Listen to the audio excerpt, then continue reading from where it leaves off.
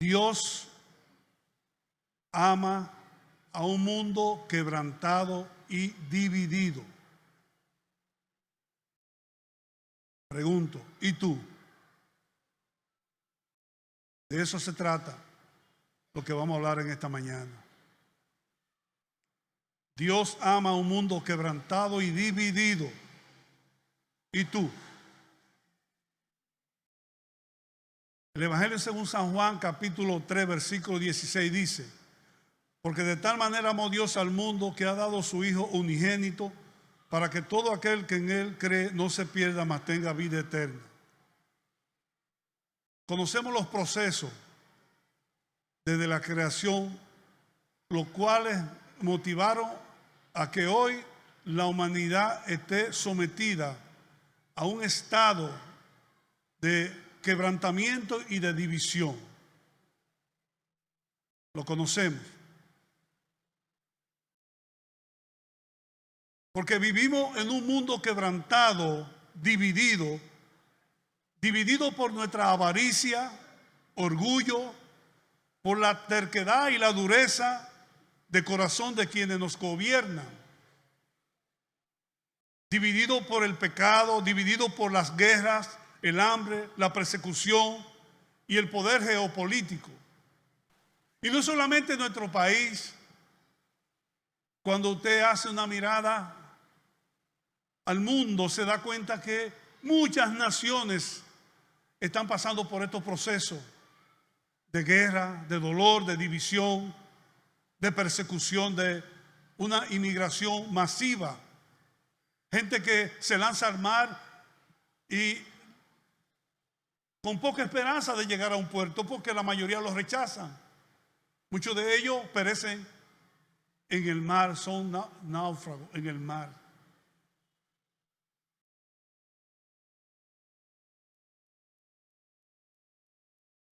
La iglesia no es parte ajena a esto.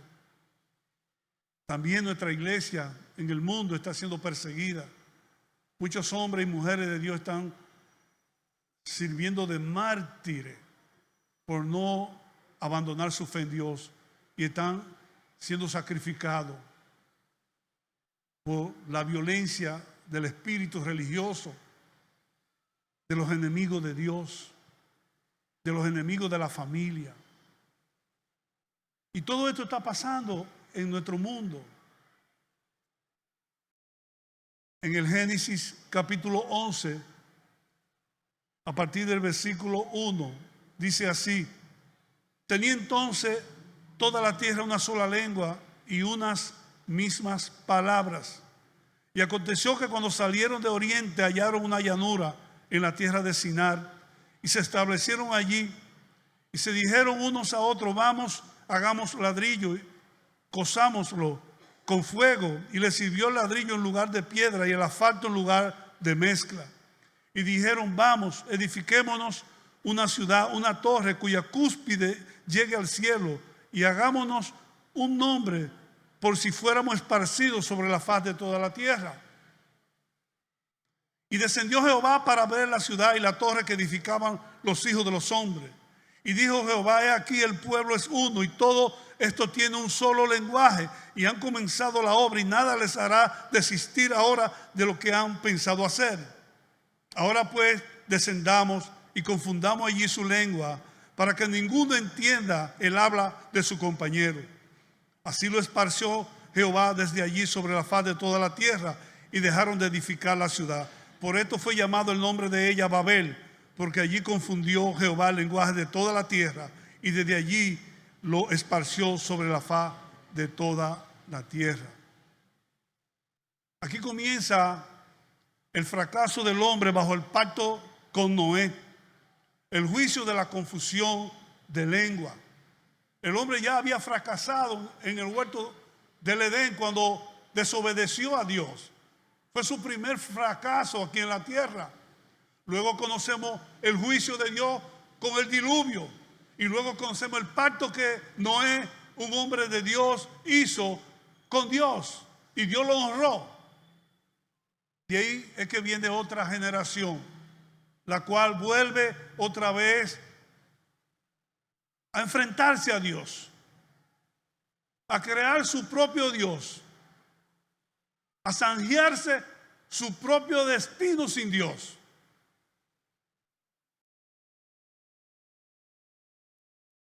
Dios intervino. ¿Y de qué manera?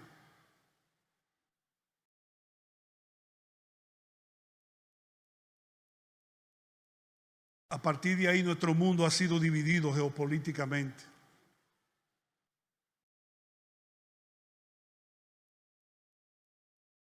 Vemos realmente cuál ha sido esa obra propia del hombre sin Dios.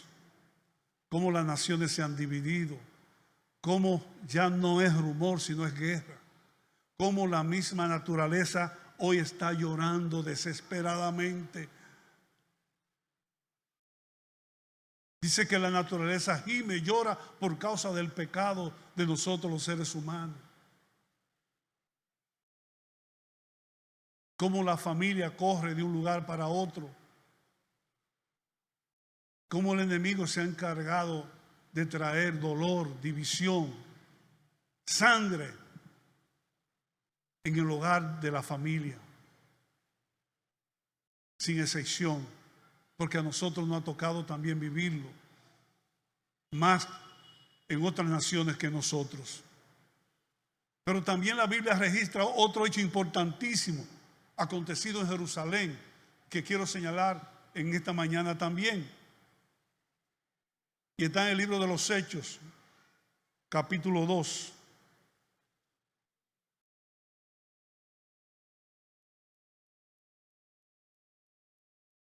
Del versículo 1 al 13. Dice: cuando llegó el día de Pentecostés, estaban todos juntos, unánimes juntos. Y de repente vino del cielo un estruendo como de un viento recio que soplaba, el cual llenó toda la casa donde estaban sentados.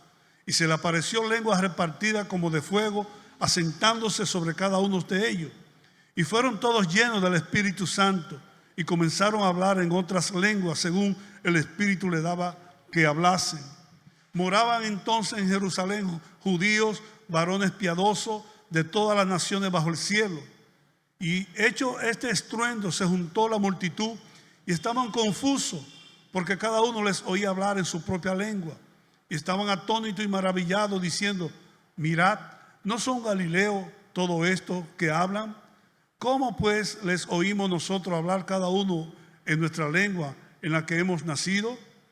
Partos, medos, elamitas, y los que habitamos en Mesopotamia, en Judea, en Capadocia, en el Ponto y en Asia, en Frigia, en Panfilia, en Egipto y en las regiones de África más allá de Cirineo, y romanos aquí residentes, tanto judíos como prosélitos, cretenses y árabes, les oímos hablar en nuestras lenguas las maravillas de Dios. Y estaban todos atónitos y perplejos, diciéndose unos a otros: ¿qué quiere decir esto? Mas otros burlándose decían: están llenos de mosto. Este evento se registra como el día de Pentecostés.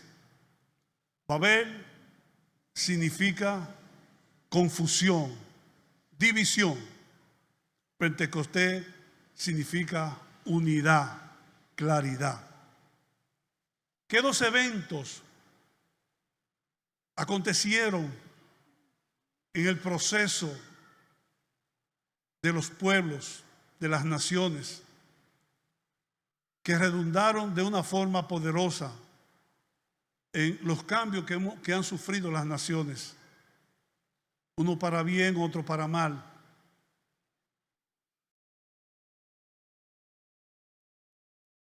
A partir de estos dos eventos podemos definir muchos acontecimientos que estamos viviendo nosotros. Porque hay personas que todavía viven bajo el pacto adámico y el pacto de Noé, el pacto quebrantado de Noé. Hay muchas naciones que desconocen la deidad de Dios, el mensaje de Dios, el amor de Dios, y no han trascendido de tal manera de que puedan mudar sus corazones a el hombre nuevo que se predique la palabra de Dios. Hay naciones que están en su estado original de ignorancia.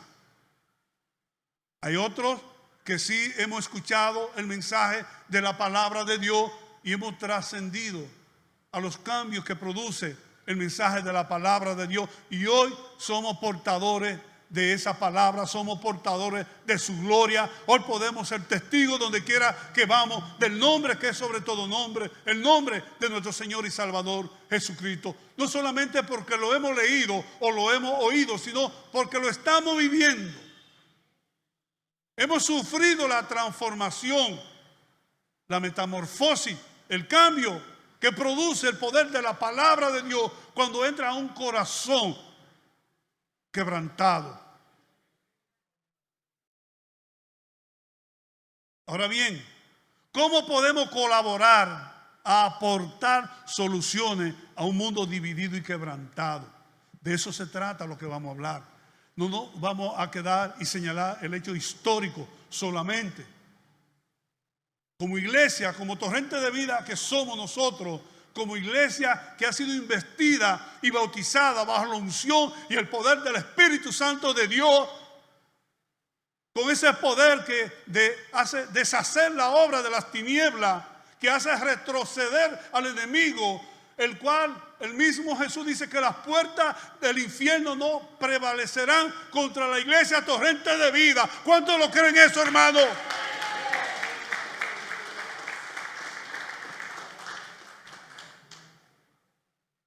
¿Qué podemos aportar? ¿Qué podemos hacer?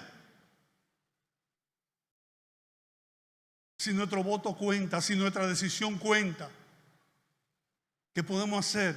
¿Cómo podemos involucrarnos? Porque no se trata simplemente de levantar una ofrenda para hacer un techo. Dios está esperando en su altar la ofrenda más preciosa, que es tu corazón. Que tú entregues tu corazón por completo y te sume al nuevo pacto según la sangre del Cordero de Dios que quita los pecados del mundo. Dios está esperando eso, hermano. Dios está esperando tu decisión. No simplemente la convicción de lo que debe hacer, sino decidirte a hacerlo. Porque somos muy buenos programando, pero no somos tan sensatos ejecutando. Y del dicho al hecho hay un trecho, hermano, que hay que caminarlo, que hay que ejecutarlo, que hay que ponerlo por obra. Lo primero que tenemos que reconocer es que Dios envió a Jesús a este mundo a sanar y a salvar la humanidad. Esto no es una obra de usted, esto no es una obra mía, esto no es una obra personal. Yo no tengo esos atributos para yo, por medio de mi vida, yo hacer que se produzcan esos cambios. Dios puede usarme como un instrumento, pero los cambios lo hace Él, los cambios lo hace su palabra, los cambios lo hace la presencia de su Santo Espíritu, los cambios lo hace su poder, es el que transforma el corazón de una persona. Tú puedes ser un instrumento para hacer esos cambios. Segunda de Pedro capítulo 3 versículo 9 dice: el Señor no retarda su promesa según algunos la tienen por tardanza, sino que es paciente para con nosotros, no queriendo que ninguno perezca, sino que todos procedan al arrepentimiento. Juan 3:17 dice: porque no envió Dios a su Hijo al mundo para condenar al mundo, sino para que el mundo sea salvo por Él. La salvación está en Él. ¿Por qué muchas veces nos escondemos nuestro rostro en medio de la necesidad cuando tú estás llamado a ser una luz que resplandezca la oscuridad y las tinieblas que hay en tu familia, que hay alrededor de tu vida, que hay en tu sector, que hay en tu trabajo, que hay en el área de donde tú te desenvuelves y estudias, donde tú haces vida, aún donde tú sueñas? ¿Por qué no enciende esa luz? ¿Por qué no habla de Él? ¿Te avergüenza de dar testimonio de Jesús? Jesús nunca se ha avergonzado de ti, ni de tu testimonio. Para Él, hablarlo delante del Padre. Decía la hermana Waleska que este lugar produce cierto miedo, porque es un lugar santo. Y ciertamente se debe venir con temor a Dios. La santidad está en ti, está en mí. La santidad nos sigue a nosotros en cada acto de nuestra vida. ¿Qué podemos hacer entonces? Lo primero que tenemos que hacer es cuidar nuestras palabras. Ellas son vida y medicina para nuestro cuerpo. Nuestra palabra tiene un poder sobrenatural. Esa palabra que hemos encontrado en el camino, la palabra de vida. Jesús nos encontró a nosotros. Jesús nos amó a nosotros. Jesús nos llamó a nosotros. Jesús ahora está en la puerta esperando por nosotros, hermanos. La iglesia está empoderada, la iglesia tiene el poder de Dios. Sobre la iglesia se ha decretado toda la autoridad de Dios para ejercer un sacerdocio que nos involucre a todos en lo que es la expansión y la predicación del evangelio a través de su palabra. En muchos casos tú no vas a hablar la palabra, sino tu testimonio va a predicar por ti. Pero en la mayoría de los casos tenemos que intervenir con la palabra de Dios. Esa palabra que no es de humana sabiduría, sino esa palabra que tiene el poder de Dios, el poder para convencer al hombre de sus pecados y hacerlo volver a Dios. Esa palabra está en ti, dice, cerca de ti está la palabra de Dios, en tu boca y en tu corazón. Esa es la palabra de fe que predicamos, que si confesamos que Jesucristo es el Señor y que Él murió y al tercer día resucitó por nosotros, seremos salvos. Porque con la boca se habla y con el corazón se cree para toda justicia de Dios. Pero ¿quién va a creer si nadie le predica, hermano?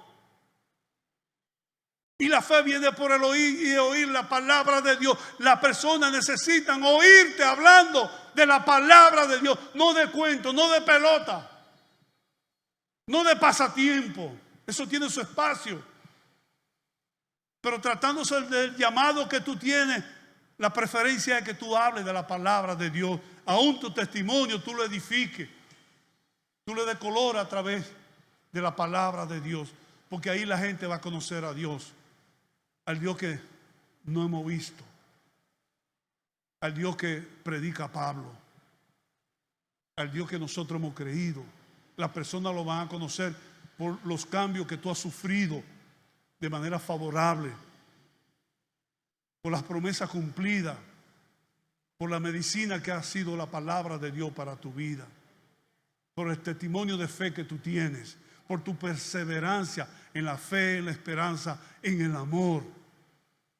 Eso es lo que va a convencer a la persona, tú lleno del Espíritu Santo y hablándola como lo hablaban aquellos en el día de Pentecostés, que fueron llenos del Espíritu Santo y hablaban con denuedo, con sazón, con amor, con coraje, con ganas, la palabra de Dios. Y la gente se maravillaba porque eso no había sucedido antes. Eso es lo que la iglesia debe retomar. Ese es el discurso que la iglesia debe retomar en estos tiempos. Hablar con poder la palabra de Dios. Hablar con valentía la palabra de Dios. Hablar de tal manera que nuestra vida sea expuesta con tal de nosotros poder producir cambio en esta humanidad que está dividida y destrozada y quebrantada por tanto abuso del pecado, por tanta sumisión al pecado, por tanto enredo que tienen las personas. Entre más aumenta la ciencia, entre más se desarrollan las sociedades, más cosas el enemigo usa para enredarnos nuestra mente y llevarnos a un lugar donde no hay escapatoria. Y entonces la gente determina con su vida, porque no le damos espacio a Dios en ningún momento. Pero abre tu boca y predica la palabra de Dios. Habla del nombre de Jesús, que tiene todo poder.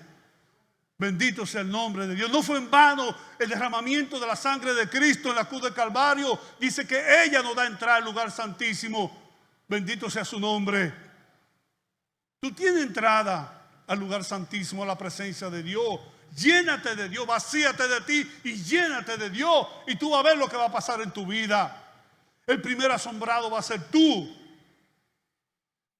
Porque la palabra será como un río de agua de vida en ti, hermano. Llena tu corazón de la palabra de Dios. Llena tu mente de la palabra de Dios. Medita en ella de día y de noche. Y tú verás lo que va a pasar, hermano. Cosas maravillosas van a acontecer en tu vida y a través de tu vida. Proverbios 15:1 dice: la blanda respuesta quita la ira, mas la palabra espera y hace subir el furor. Mas la palabra áspera hace subir el furor. La blanda respuesta quita la ira, mas la palabra áspera hace subir el furor. Proverbios 10:11 dice: manantial de vida es la boca del justo, pero violencia cubrirá la boca de los impíos. Proverbios 12:18 dice: hay hombres cuyas palabras son como golpe de espada, mas la lengua de los sabios es medicina. El libro de Santiago, capítulo 3, versículo del 8 al 11 dice: pero ningún hombre puede domar la lengua, que es un mal que no puede ser refrenado, llena de veneno mortal. Con ella bendecimos al Dios y Padre, y con ella maldecimos a los hombres que están hechos a la semejanza de Dios. De una misma boca proceden bendición y maldición. Hermanos míos, esto no debe ser así. ¿Acaso alguna fuente hecha por una misma abertura agua dulce y amarga? Hermanos míos, ¿puede acaso la higuera producir aceituna o la vid y higo? Así también ninguna fuente puede dar agua salada y agua dulce. Tenemos que refrenar la lengua. Tenemos que pedirle a Dios que nos dé sabiduría, que seamos prudentes, muchas veces sensatos, porque muchas veces la ira viene a nosotros y la ira nos toma, nos turba y ofendemos a nuestro propio cuerpo. Ofendemos lo que Dios nos ha dado a nosotros. Provocamos nosotros esos problemas que muchas veces causan diluvio y pérdida y catástrofe en las relaciones de las personas, mayormente de los esposos y de los hijos. Hay que orarle a Dios para que Dios tome dominio de la lengua de nosotros, para que cada palabra que salga de nuestra boca sea una palabra que edifique, que construya, que sane.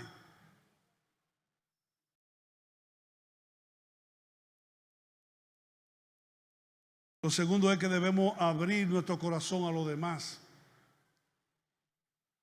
Abrir nuestros corazones a través del Espíritu Santo para recibir a las personas, orar por ellos, guiarlos a los pies de Jesús. Usted lo oye sencillo, pero no es sencillo. Muchas veces nosotros ponemos limitaciones en las relaciones. Y aún en nuestras predicaciones, aún nosotros en las predicaciones decimos, bueno, si yo hablo con fulano y voy a llevarle una palabra de aliento, lo primero que me va a abordar es el problema que tiene y me va a involucrar en su problema. Y yo no quiero problemas en mi vida. Entonces yo te pregunto, ¿dónde está tu compromiso? ¿Dónde está el ser igual a Dios? ¿Dónde está el seguir los pasos de Jesús? ¿Dónde está el que tú agrades con tu vida a Jesús?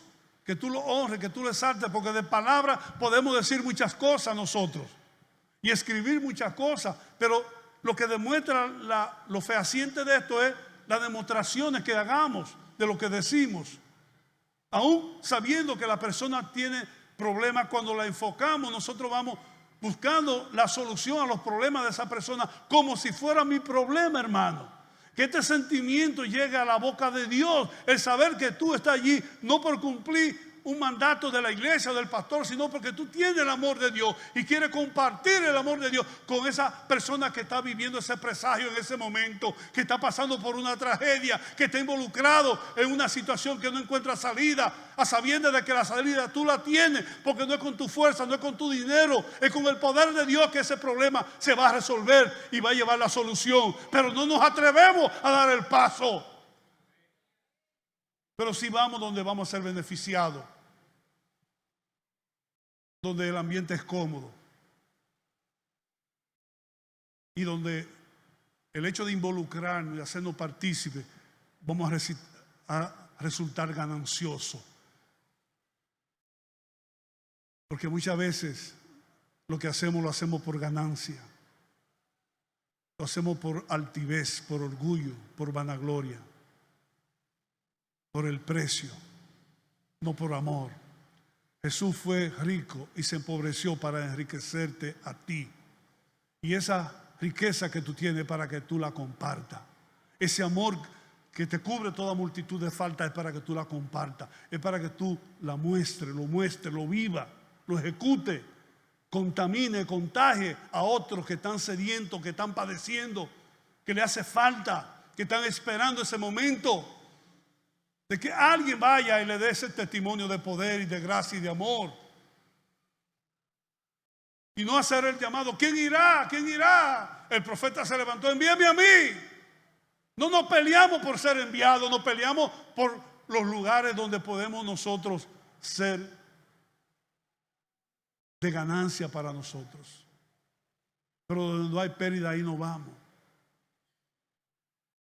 Y el evangelio no es de acepción ni de inclusión. El evangelio para todos. Porque de tal manera amó Dios el mundo que a todos.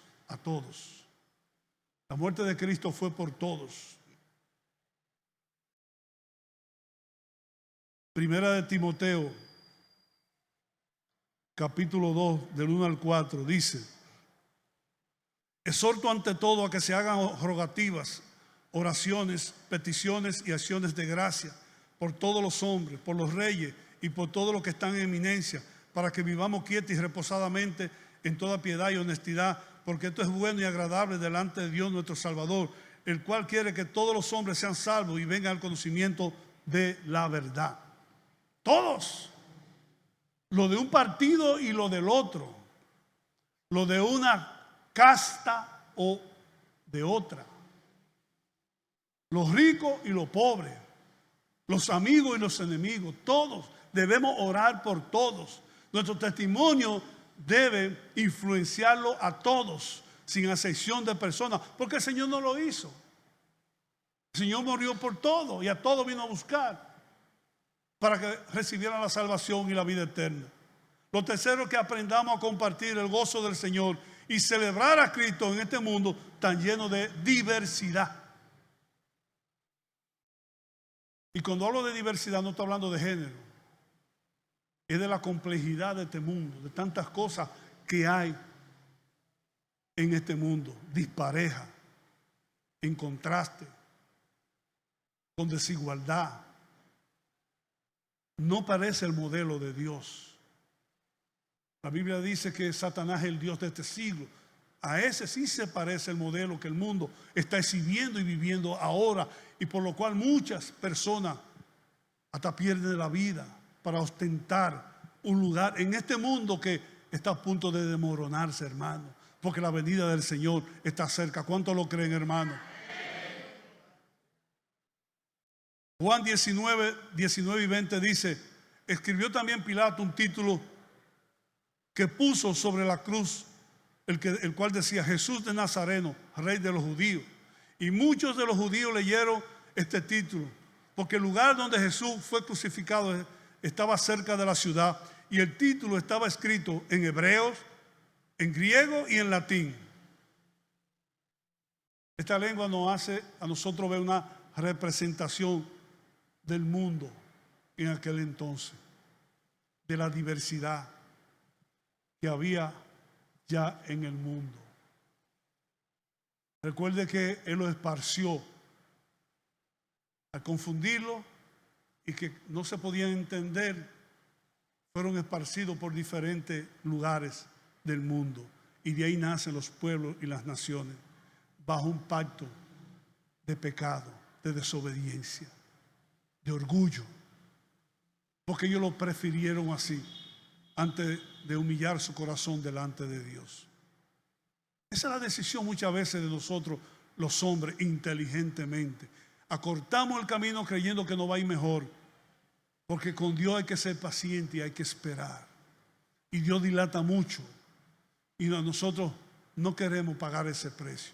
Queremos hacerlo rápido, rápido, aunque después nos cueste esa rapidez. En Jesús somos uno nosotros, porque de dos naciones Él hizo una nación. La cruz, el Espíritu Santo y el amor de Dios nos une a nosotros como pueblo. No es comida ni bebida, como dice el apóstol Pablo, que es el reino de Dios. El reino de Dios es justicia, es paz, es gozo en el Espíritu Santo, hermano. Por eso nosotros no debemos desmayar por la comida que perece. Nuestro sacrificio debe ser por aquella que no perece, la cual nos salta para vida eterna. Ahí es que el hombre debe correr, sacrificarse, aguardar con fe, con esperanza, el cumplimiento de las promesas de Dios. En este mundo dividido, Dios nos llama a traer sanidad a través de su amor manifestado en nuestros corazones. A eso Dios nos ha llamado, no a dividir, no a romper, no a quebrar. Él nos ha llamado a unir, a rescatar, a reconciliar, a restaurar, a sanar. Esa es una de las principales funciones de nosotros como creyentes, empezando por nosotros mismos. La cruz se levanta como un memorial para que reflexionemos que la sangre derramada por Jesús y el amor de Dios es más poderoso que nuestros conflictos y enemistades. Estos elementos trascienden sobre nuestra propia causa y sobre los problemas que nosotros mismos consistemos. Es decir, muchas veces a nosotros se nos importa la cruz. Cuando hablo de la cruz, estoy hablando del sacrificio vicario de Jesús, que debió ir tú a esa cruz y fue Él por ti. Cuando hablo de la cruz, estoy hablando de eso. Cuando hablo del amor, estoy hablando del acto sacrificial de Jesús por nosotros. Sin embargo, Él lo hizo por nosotros, hermanos. ¿Para qué? Para que nosotros no invalidemos esos sacrificios, para que todo el tiempo estemos pendientes de aun cuando vayamos a fallarle al Señor, pensemos, no puedo. ¿Pero por qué tú no puedes? No puedo. No puedo fallar, no puedo renegar mi fe, no puedo negar a mi Señor, porque lo que el Señor hizo por mí y el precio que pagó por mí es algo que aquí en la tierra ni en los cielos no hay un valor que represente ese sacrificio y ese amor que Dios mostró por nosotros. No puedo por un plato de lentejas dejar de hacer lo que Dios me mandó a hacer y de decir lo que Dios me mandó a decir y decidir lo que Dios mandó a decidir sobre mi vida. El apóstol Pablo lo describió de esta manera y dice que todo lo tenía por basura con tal de ganar la excelencia del amor de Dios en Cristo Jesús. Él estaba bien claro el lugar que ocupaba el amor de Dios en su vida. Usted tiene que estar consciente no solamente del valor, sino del lugar que ocupa el amor de Dios en su vida. No solamente para profundizar el amor, sino para usted llegar hacia otros que están muriendo y padeciendo con la misma necesidad que usted tenía. Usted encontró la solución. No sea egoísta. Préstele la llave a otro para que entre en el corazón de nuestro Señor y Salvador Jesucristo. Usted y yo podemos ser un sanador en medio de un mundo y de una sociedad y de una familia dividida. Porque Jesús vino a unir lo que el enemigo había roto y había dividido. No seamos esos instrumentos que dañan aún nuestro propio cuerpo, hermano. El hombre sabio, el hombre entendido hace realmente que lo de Dios prevalezca en su vida. Usted está llamado para sanar, usted está llamado para restaurar, usted está llamado para amar, usted está llamado para perdonar, usted está llamado para ser un reconciliador. El apóstol Pablo lo habla en Corintios, que Dios nos ha dado el ministerio de la reconciliación. Dice que de modo, si alguno está en Cristo, nueva criatura es, las cosas viejas pasaron, todas son hechas nuevas. Y usted está en Cristo, hermano. Usted está llamado a ser un reconciliador. Y usted debe ser un prototipo de la reconciliación. Usted debe predicar la reconciliación. Usted debe vivir la reconciliación. Usted tiene que pedirle a Dios que lo ayude, que lo apruebe de tal manera que usted pueda ser un instrumento eficaz en la mano de Dios para traer reconciliación a los suyos, hermanos, porque a veces no somos capaces ni de reconciliarnos nosotros mismos.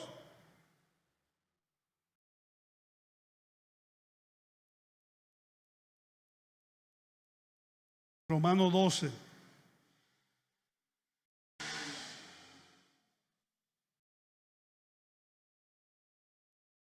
Romanos capítulo 12, del versículo 18 al 21 dice: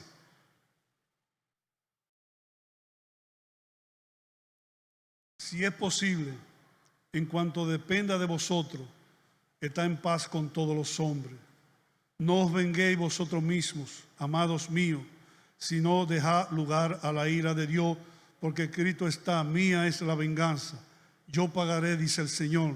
Así que si tu enemigo tuviere hambre, dale de comer; si tuviere sed, dale de beber. Pues haciendo esto, ascuas de fuego amontonará sobre su cabeza. No se ha vencido de lo malo, sino vence con el bien el mal. Eso dice el Señor, hermano. Dios ama a un mundo quebrantado. Dios ama a un hombre y a una mujer cuyo corazón se quebranta y se humilla ante su presencia. Si tú crees que tú estás sola o estás solo en tu problema y tú has confiado en el Señor, te digo que sobre ti está el ángel del Señor y está defendiéndote y tiene la espada desenvainada para luchar con lo que viene contra ti, porque tú no estás sola, tú no estás solo. Aún te sientas derribado, aún te sientas atribulado, aún te sientas acorralada, aún el enemigo haya levantado bandera. Quiero decirte que el poder de Dios está sobre ti y lo sobrenatural vendrá sobre ti, y el Señor te levantará y te va a establecer por encima del enemigo, porque tú eres cabeza, no cola, y tú eres hija de Dios y tú eres hijo de Dios, y Dios es el que pelea por ti, hermano.